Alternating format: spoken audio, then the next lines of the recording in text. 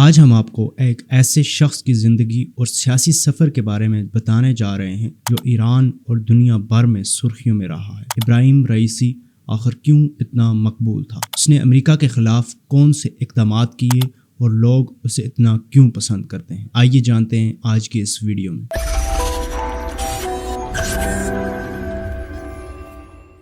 سب سے پہلے Ebrahim Raisi کی ابتدائی زندگی اور تعلیم کے بارے میں جانتے ہیں۔ ابراہیم رئیسی 14 دسمبر 1960 کو ایران کے شہر مشہد میں پیدا ہوئے۔ ایک مذہبی گھرانے سے تعلق رکھنے والے ان کی ابتدائی زندگی اسلامی تعلیمات سے عبارت تھی۔ ان کے والد ایک عالم دین تھے جنہوں نے رئیسی کے راستے کی تشکیل میں اہم کردار ادا کیا۔ اس نے چھوٹی عمر میں ہی اپنی دینی تعلیم کا آغاز کیا اور ممتاز علماء کے پاس تعلیم حاصل کرنے کے لیے کم چلے گئے، جو کہ شیعہ علمی وظائف کے سب سے اہم مراکز میں سے ایک۔ عدلیہ میں رئیسی کا کیریئر 1980 کی دہائی کے اوائل میں شروع ہوا، جب وہ 20 کی دہائی کے اوائل میں تھے۔ ان کی ابتدائی تقریریں ان کے روابط اور ایرانی انقلاب کے بعد کی افراتفری کے سیاسی منظرنامے سے متاثر تھے۔ 1985 تک وہ کراج اور بعد میں ہمدان کے پراسیکیوٹر بن گئے۔ ان کا عروج تیزی سے ہوا اور 1980 کی دہائی کے آخر تک انہیں تہران کا ڈپٹی پراسیکیوٹر مقرر کر دیا گیا۔ رئیسی کے کیریئر کا سب سے متنازع دور 1988 میں آیا۔ وہ 4 رکنی کمیٹی کا حصہ تھے جسے بدنام زمانہ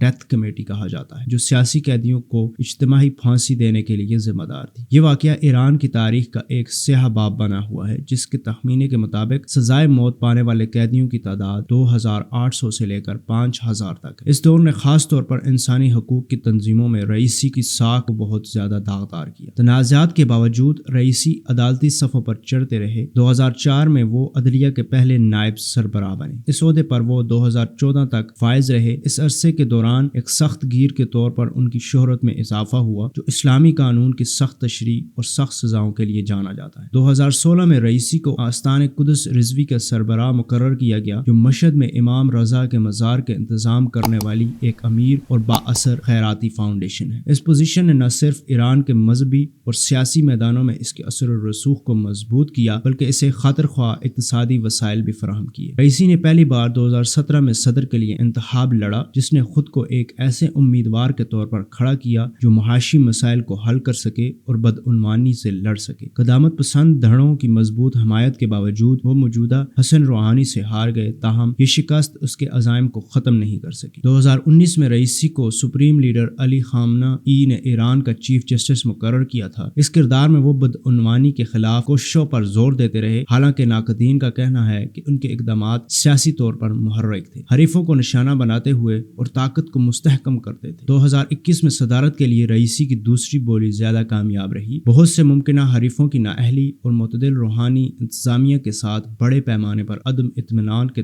ساتھ رئیسی نے نمایاں فرق سے الیکشن جیتا تھا۔ ان کی جیت نے ایران میں زیادہ قدامت پسند اور سخت گیر پالیسیوں کی طرف تبدیلی کا اشارہ دیا۔ صدر کے طور پر رئیسی نے اقتصادی چیلنجوں پر توجہ مرکوز کی ہے، خاص طور پر جو کہ امریکی پابندیوں کی وجہ سے بڑھ گئی ہیں۔ ان کی انتظامیہ مغربی دباؤ کے جواب میں پڑوسی ممالک کے ساتھ تعلقات کو مضبوط کرنے اور مشرق بالخصوص چین اور روس کی طرف محور کی کوشش کرتی ہے۔ مقامی طور پر ان کی حکومت کو انسانی حقوق کے مسائل اور اختلاف رائے سے نمٹنے پر تنقید کا سامنا کرنا پڑا ہے۔ اپنے پورے کیریئر میں رئیسی ایک پولرائزنگ شخصیت رہے ہیں۔ انسانی حقوق کی تنظیمیں 1988 کی پھانسیوں میں اس کے کردار کے لیے احتساب کا مطالبہ کرتی رہیں۔ حکومت اور اس کے ناقدین کے درمیان جاری جدوجہد اجاگر کرتے ہوئے ان کی صدارت میں بھی احتجاج اور کریک ڈاؤن کا نشان رہا ہے۔ ابراہیم رئیسی کا مشہد کے ایک نوجوان عالم سے ایران کی صدارت تک کا سفر ایرانی سیاست کی پیچیدہ اور اکثر متنازع نوعیت کا ثبوت ہے۔ ان کا کیریئر، جس میں اہم اثر و رسوخ اور تنازعات شامل ہیں، ملک کے مستقبل کی تشکیل جاری رکھے ہوئے تھے۔ 19 مئی 2024 کو رئیسی، وزیر خارجہ حسین امیر عبدالحیان اور کئی دیگر اہلکار اس وقت مارے گئے جب رئیسی کا ہیلی کاپٹر مشرقی آذربائیجان صوبے کے گاؤں ازی کے قریب گر کر تباہ ہوا۔ تو یہ تھی آج کی معلوماتی ویڈیو۔ امید ہے آپ کو یہ ویڈیو پسند آئی ہوگی۔ ایسی مزید ویڈیوز دیکھنے کے لیے ہمارے چینل کو سبسکرائب کریں۔ ملتے ہیں اگلی ویڈیو میں، تب تک کے لیے اللہ حافظ۔